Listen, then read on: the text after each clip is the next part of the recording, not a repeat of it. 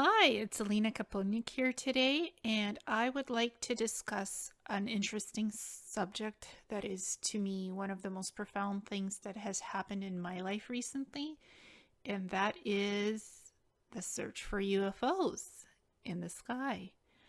So, on November the 14th, I was looking at the supermoon, and it was beautiful. And the sky looked so mysterious. It's one of the most magical events I've ever seen, the supermoon.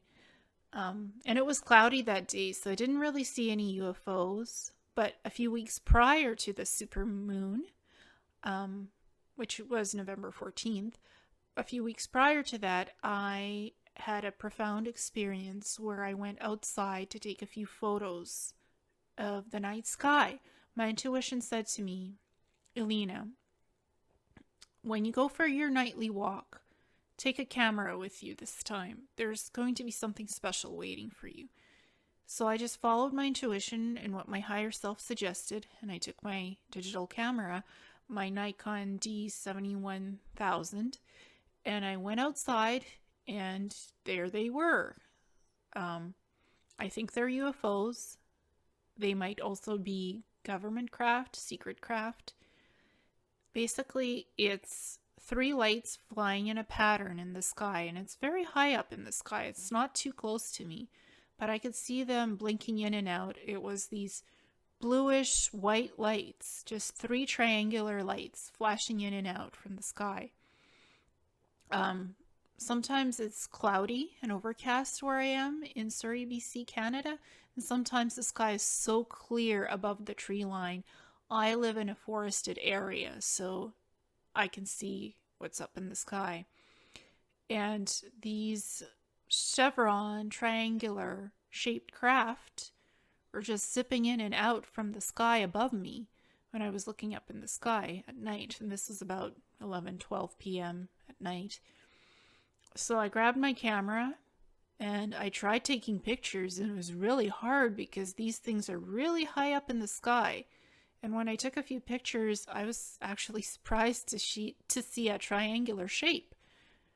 The center craft was big, and there were other smaller craft around it, and it was like 7 to 10 craft that I had taken in one picture.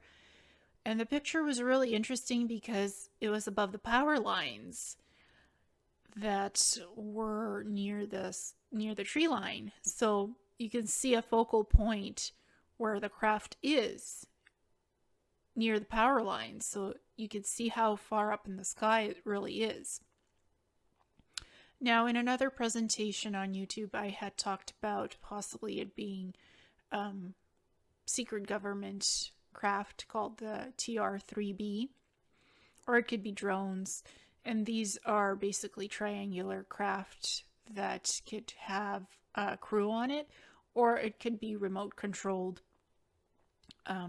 spy craft that are basically watching people who have ET contacts, who've been abducted, who've been part of the SSP. So it could be a number of things for why people are being monitored if it is top secret government craft from the lower SSPs or even the SSP Alliance. It could be other military groups. There's so many of them.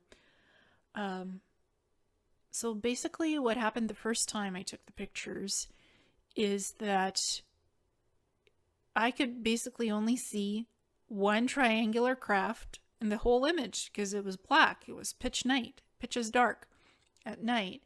So I needed to use some kind of a filter to see what was really there, because I knew it was more than one craft. I could see that in the sky, and they were flashing. So I went online and found some filter program, and I didn't alter the picture at all. What was there was there. I didn't alter it in any way, shape, or form through Photoshop. All I did was change the filter frequency. Instead of pitch black, I used a color contrast filter that was green, orange, and yellow. And then instead of one chevron triangular craft, I could see 8 triangular craft in the image itself. So that was something that I needed to use the filter for, to actually see what was really in the pictures. And I did put it up on another YouTube video and on my website as well, the contrasts of filters. What can you do with it, and that you can actually see more with a filter once you've filtered the image. And you really have to play around with different colors for this to see what works for the filter. It took me 13 tries to figure out what filter would work, that a primarily greenish filter with orange and yellow tints was the best for this image. So that was my first experience taking photos of an unidentified flying object, aka UFO, government craft, ET craft, whatever it is. You know, I got a picture of it. I was pretty lucky. And I have a standard 85mm zoom lens. The lens is not really standard, though. I shouldn't say that, because I could put it on a normal setting, and I could put it on a macro setting, and I could put it on a manual setting. And in normal setting, when I tried taking the image, it was just blank black sky with a white speck. That didn't work. That didn't work at all. So what I had to do was switch to manual, and I could almost see infrared in the manual, in that it actually captured some lovely images of the chevron triangular craft zipping in and out around my house. And this is like 5-10 minutes away walk around my house, pointing my camera towards the sky and just shooting. Whenever the craft would zip in closer to me, I would just take pictures of it, because they're really fast and they're quiet. It definitely was not an airplane. It was not a helicopter. None of that. It was quiet, and it was fast, and it was amazing. That was a few weeks before the supermoon. And after the supermoon, I started seeing more craft. Let me tell you, it was like almost a week and a half after the supermoon. It was funny. I came home at 8:30 from work, and I could see the craft beside work as well. So I came home, and again, my intuition said, Elena, grab your camera, go into your bathroom, open the large window in your bathroom, stick your head out, kneel upwards towards the roof line of your house, and look in the sky. My higher self was really trying to get my attention. So I did it. I went into the bathroom. Before going into the bathroom, I grabbed my camera, went into the bathroom, opened the window, large panoramic window that I have. I slid down into the bathtub so I wouldn't fall down. I crammed my head out as far as I could. My window is under the roof line of my house. So I crammed my head out, half of my body actually, as far as I could out of the panoramic window. Stuck my head up towards the sky in my camera, and there they were. There was like about 4 chevron craft, and they were much closer in the sky than before. And it was somewhat of a cloudy night, so there was some cloud formation. So I started taking as many pictures as I could of that, and that was exciting. I saw quite a few different lights this time. It was yellow, it was blue, it was purple, orange, and again, 3 to 5 lights on each craft flashing, triangular style, in a triangular shape, and it's always triangles that are above my house or near my house. So that's what I got by sticking my head out and half of my torso out of the bathroom panoramic window. And I almost slipped, actually. I almost slipped down into the bathtub and almost sat on my camera. So it was a heck of a night, and this was about 9 p.m. after I came home. And I had like 2 or 3 pictures, which turned out well with the shapes of the triangular craft. And my higher self said, well, Alina, you're not done. Put on your coat, put on your boots, and get out of the house, get in front of the house. There's more waiting for you out there. I said, okay. And this was at around 10ish, after the bathroom photo shoot, I guess. Pardon my humor. Yes, a photo shoot out of the window of my bathroom. So I got outside and I see 3 to 4 craft just hovering above my house, above the tree line of my house. So I started taking pictures again in manual setting of my camera. And I actually saw 3 craft. It was like, to me, it seemed a lot closer to my house, but the camera, because I have an 85mm zoom lens, it's the pictures were further away. The actual objects themselves, what the camera captured, was further away from my house, but you could definitely see the triangular shapes of the craft. So they're in the pictures. So basically, I now have some interesting pictures of triangular craft flying above my house, near my work, although I've never taken pictures of craft near my work because I work in public services, so it would seem rather strange if I was doing that. But near my house, anything goes. If there's something there, I'll try to photograph it. And I've never been interested before in photographing UFOs or government craft or whatever's flying near my house. I feel it's a combination of human-like ETs in their triangular craft, and also some secret space program craft, triangular craft, SSP origins flying near my house. Because like I said, I am watched, I am monitored.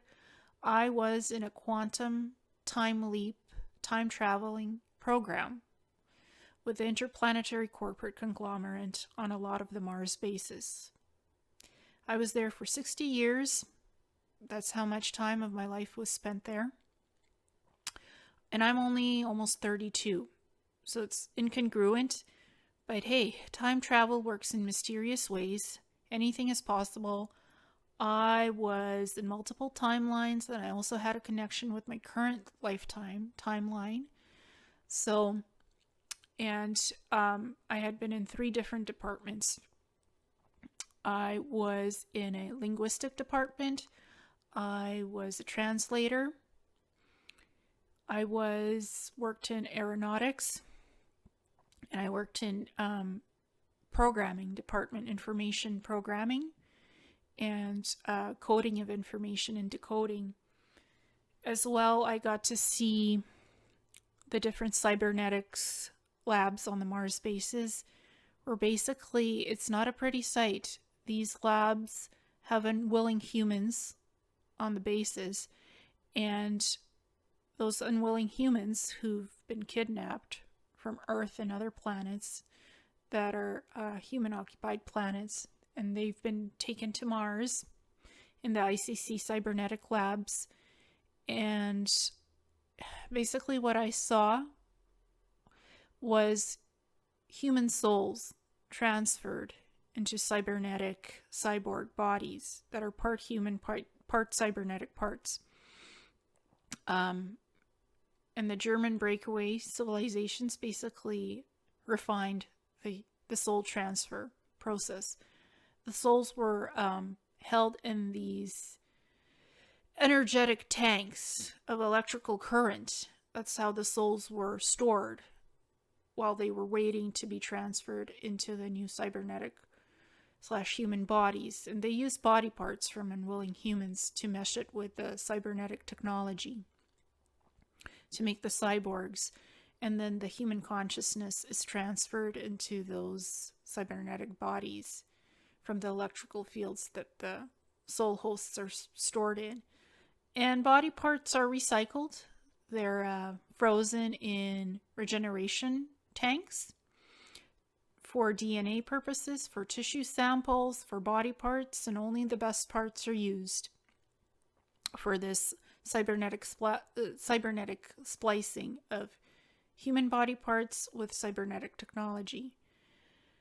And basically the human consciousness, soul consciousness of a living soul being is transferred into that cybernetic body, and it functions. It's been successfully done by the German Third Reich and Fourth Reich. It's been done.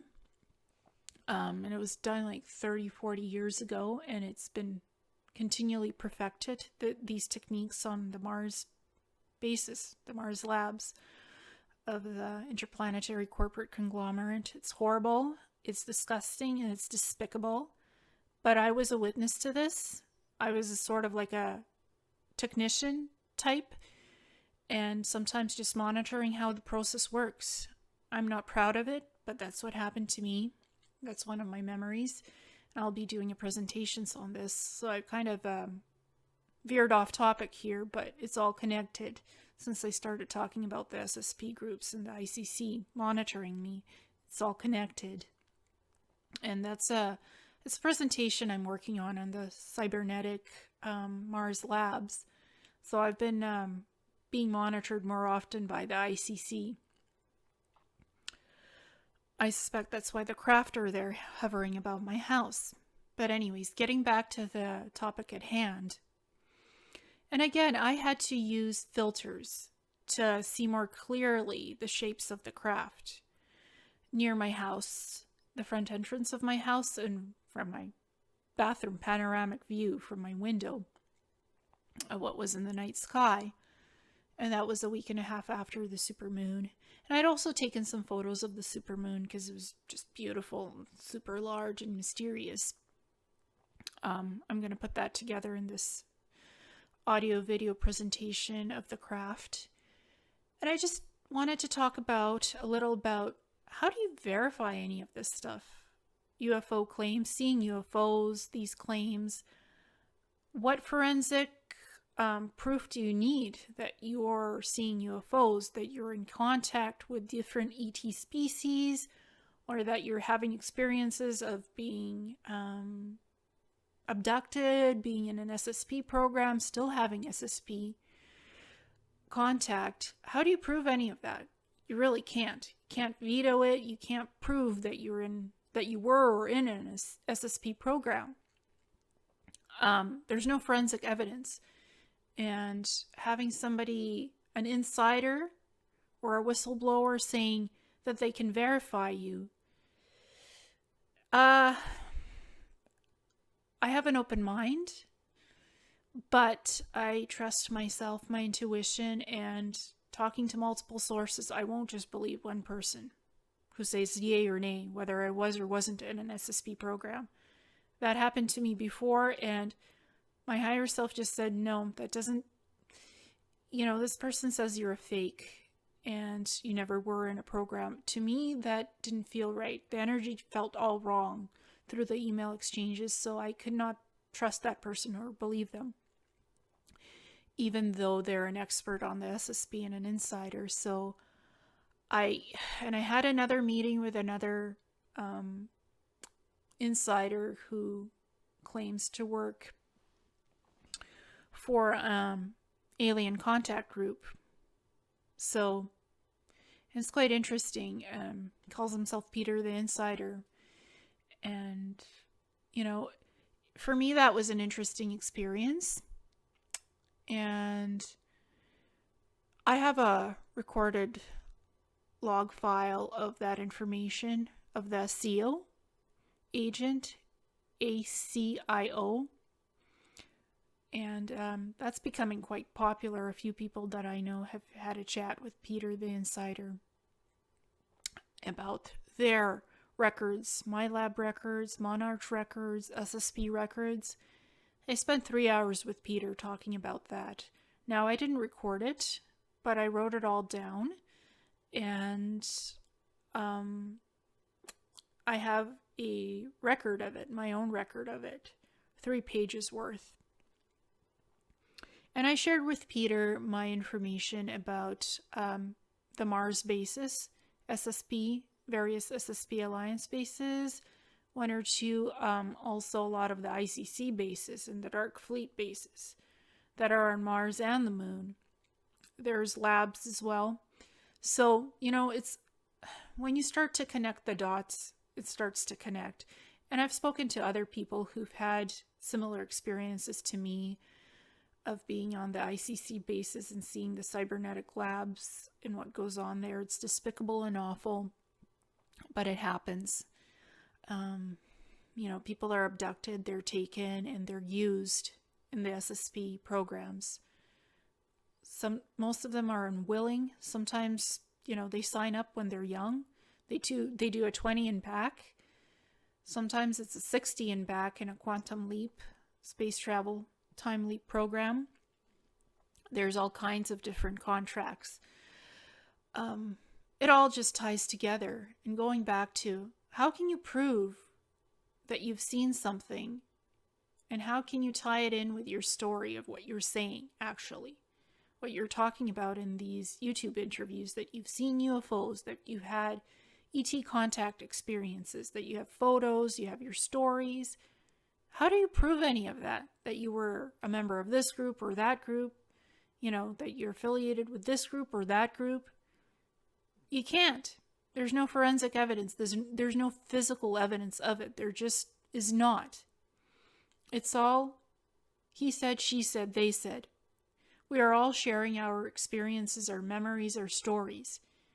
How can you quantify that or verify that or veto it? An insider says, yes, you were part of this group, or no, you weren't. And back and forth. It's really hard to prove. I have a few photos of chevron triangular craft flying above my house, near my work. I have a few images. To me, it's some forensic evidence. I wouldn't say it's like total proof, but it is evidence of some type. That there is something flying near my house, near my work, and that it's keeping an eye on me. I was able to physically photograph this and work with the images. I was even able to print them out for myself for my portfolio book. So I have copies of this stuff. Yeah, so I have copies of it. It's quite interesting, and it's mind-boggling what's out there in the sky, flying out there in the sky. And what's monitoring us sometimes, especially the SSP insiders, the ET contactees, the abductees. Some of us are watched continually, and some of us are taken over and over. And we participate in abductions, we participate in meetings, in contact experiences. It all ties in. How can you prove any of it? You can't. It's just their say-so.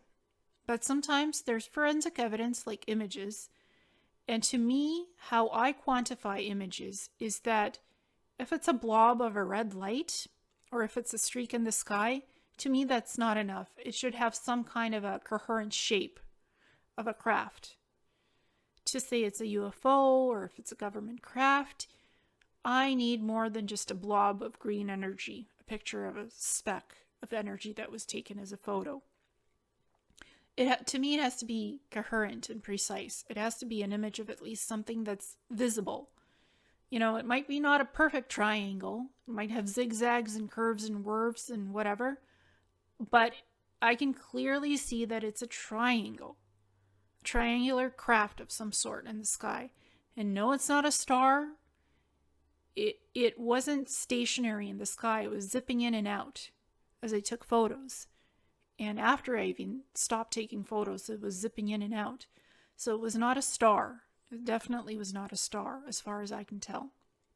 Because it was moving around, closer to me, and then going higher, closer, disappearing, and then reappearing. So it's definitely not a star that I saw, and I've seen it countless times. And then when I go out there back outside at night, a couple of days later, those craft aren't there. And there's no stars in the sky. So, I have been watching the sky more often to see what's out there near my house. Sometimes the craft are there, sometimes they're not. So it's not a star. It doesn't stay in the same place. It moves around. These objects move around. So from these experiences, I prefer to use filters. When I actually look at the original pictures, sometimes you can see a craft, sometimes it's hard to see stuff in it. You can see shapes, but it's not as clear as when you use filters of different colors to overexpose, I guess, the image. And sometimes you need to do that to see what's really there, to see the shapes more clearly, to see the cloud cover, the ratio aspect of where the images are, like the craft, images of the craft, where they are in the sky. So that's super important to see. And I count that as forensic evidence. I have 4 pictures of UFO craft. For me, that's physical forensic evidence that there's something going on near my house, that I'm monitored, that I'm watched, in what I put out there in my presentations on YouTube, on my website, because I do talk about the ascension, I talk about spirituality, I talk about metaphysics, I talk about ufology, exopolitics. I explore the subjects that most people don't want to touch, and I talk about disclosure. I am an outbound ET soul that was reincarnated on Earth for a specific purpose. Part of it is disclosure work, what I'm doing right now. I'm not paid for any of this. I do it out of my own free will. It's part of my soul mission. It's part of my soul energy. That's why I do this. And people have tried to discredit me, and that's okay. I'm just doing what I'm supposed to be doing. I'm not a fake. I'm not a cabal agent. I'm not even an SSP agent or a whistleblower or an insider. I, at one point, had participated in an ICC program, and I freely admit to that, and I still have contact with them sometimes. I'm taken. Freely admit to that. The images are even there of it. Sometimes they even come to my house and they torture me. My cat, and I feel them and I see them. They're cloaked, but I can still see them. I've had more encounters at my house. It's painful. You feel like you're having a seizure or a paralysis episode, and it mostly happens at night. It's unpleasant, but I know it's real and it happens to me, especially when I'm ready to release some sort of presentation about SSP disclosure that they're not going to like. They've taken down my website. My website has been taken down. I've had issues. I've had issues with my Facebook account. It was attacked quite a number of times. I couldn't post anything about my disclosure projects. My passwords were changed without my permission. Electronically, everything was changed on Facebook and my YouTube channel. So I had to reset all my passwords. I had to get my website back. So whenever I release a presentation, this happens usually. They mess with me. And I'm just used to it now. But anyway, going back to the UFO subject, it all ties in again. Going back to that, the forensic evidence, for me at least, it's there. Images of UFOs, craft, ET, whether it's ET, whether it's SSP craft, whether it's government secret project craft, it's all up there flying in the sky. It's called the search for UFOs. And at the core of it, it's quite interesting because on the November 27th and 28th, there was craft spotted flying over Turkey, major cities in the country of Turkey. And they called it the UFO Turkey invasion because multiple craft were spotted in the major cities of Turkey. They were flashing lights, triangular lights, flying in the sky in the formation of chevron triangular craft.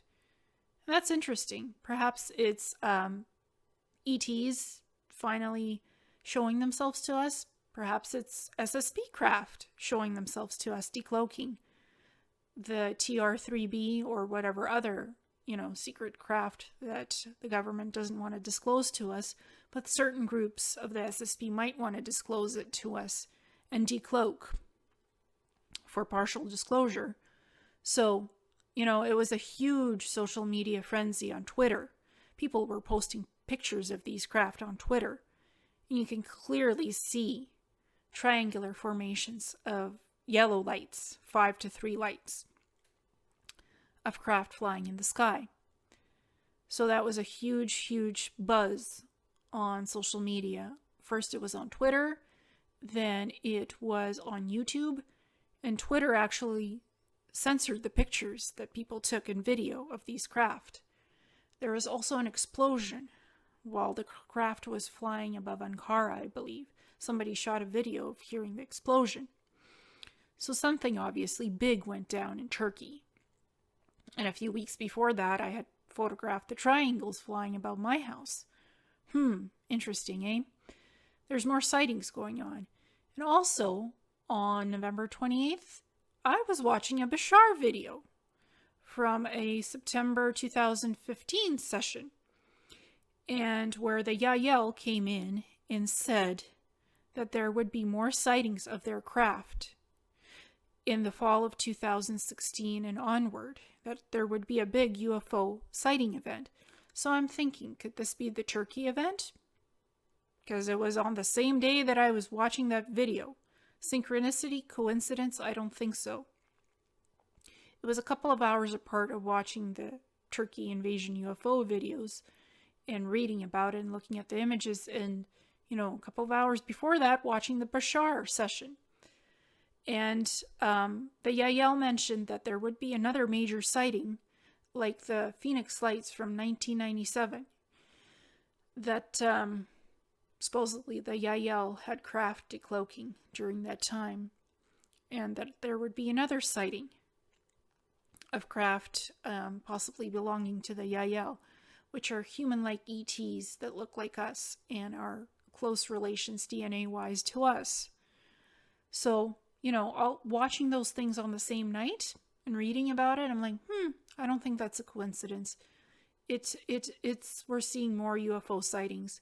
And purportedly, there were more sightings of triangular craft happening over Denver and Texas, while the Turkey sightings were happening. So people were reporting this everywhere. Now you gotta wonder, why is all of this happening? Why now? And this is the huge year of change. I mean, what happened in the election, we're not living in normal times. The election was quite interesting, this year's 2006 election. It's different from anything over the previous years. Hillary Clinton was expected to win. She didn't. Donald Trump is president-elect, and he's going to take us in quite a new experience, quite the ride. He's not a standard normalized president. He's going to do things his way. We'll see what happens with him.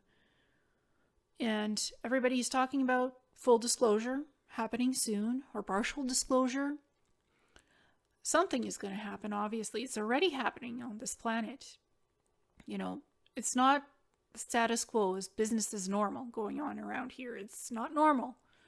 What we're seeing, what we're experiencing, what we're feeling, and we need to discover what the real truth is to us as people. We might not agree on everything. We have our own opinions. We have our own viewpoints on things and how we disconcern reality. And as individuals and free human beings, we have the right to learn our own truth of who we are and what we are to ourselves, and what the truth is to us. Many people will tell us this or that on YouTube, on Facebook, other social media, Twitter. It's up to us to disconcern what the real truth is to us and how we perceive experiences and events and stories that we hear and see. It's our reality. It's our timelines, how we perceive this, how we take it in or not take it in. We don't have to believe everything we see and hear, because it could be disinformation. It could be half-truth, partial truth, or not the truth at all. There are agendas, there are rhetorics, there are stuff going on, things going on in this world. There's hidden truth that's coming out, and more of it will come out eventually. We're living in interesting times on this planet. And it's up to us as people to figure it out for ourselves. And to not point fingers or blame each other. We might not agree on everything, but dissing each other on YouTube, on Facebook, that's not the way. And I'm sure there's going to be more communities and groups of whistleblowers, SSP experiencers, ET contactees, abductees. We're talking about these subjects more and more and more these days. We're talking about ufology, exopolitics. It's out on social media. It's out on alternative media. Sometimes it's out in television media as well, in newspapers if it's a juicy event of some sort. Sometimes it's mentioned. So we're going to hear more about these subjects. And it's up to us to figure it out. What will we take as proof? What will we take as disconcernment? What will we choose to understand or not understand? Choose to dismiss or not dismiss?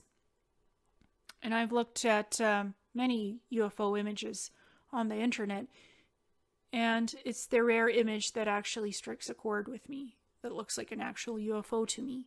So, like I said, I won't take an image of a blob or a streak in the sky as a potential UFO. It might be one, but it's a blurred UFO image.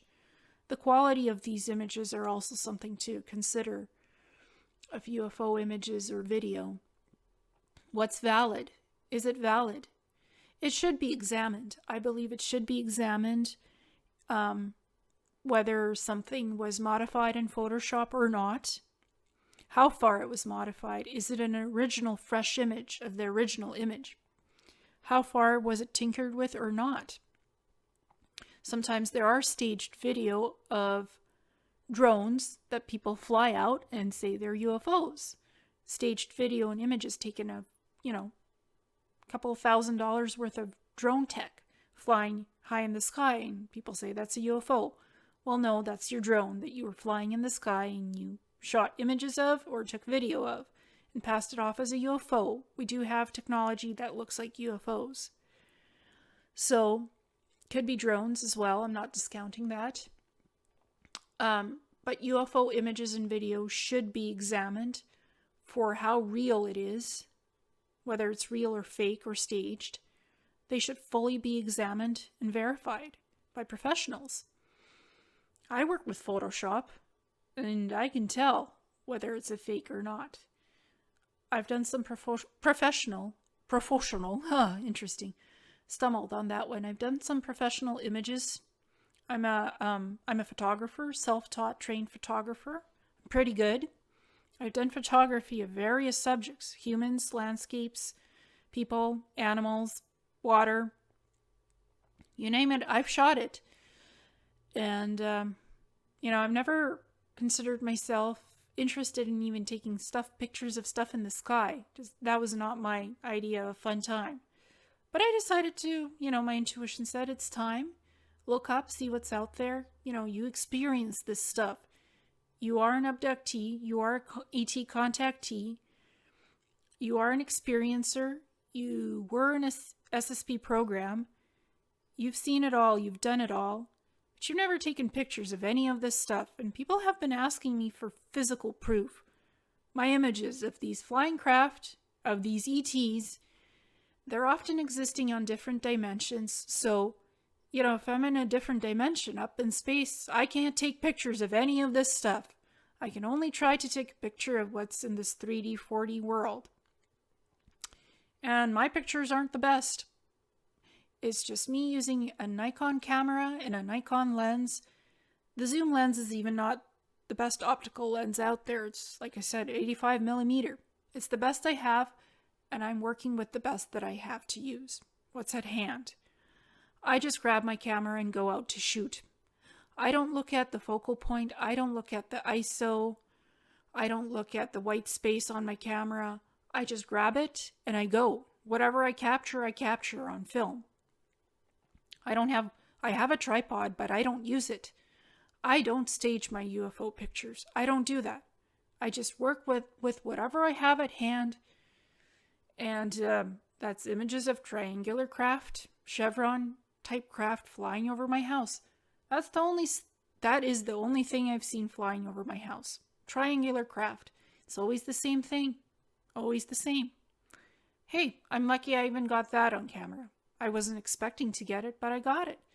Now I have nice forensic evidence to me that feels like proof. Others might say it's just wacky triangles in the sky. Zigzags, whatever. People might say you drew them in. You photoshopped this, you manipulated this, you're telling your story narrative. No, I'm not. I didn't Photoshop it. I didn't manipulate it. It was what it was. I just got lucky. First and second time, and third and fourth and fifth that I took images of craft. And I took over 25 different images.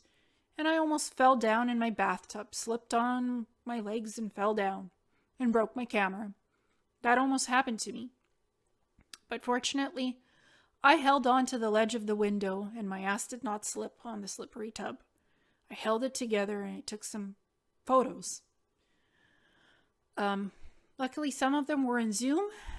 They're legible, they're seen, clearly seen what's in them, and I'm happy with that. I'm not going to be taking more pictures of triangles flying up in the sky. I have more than enough for myself to see what was there, what's what.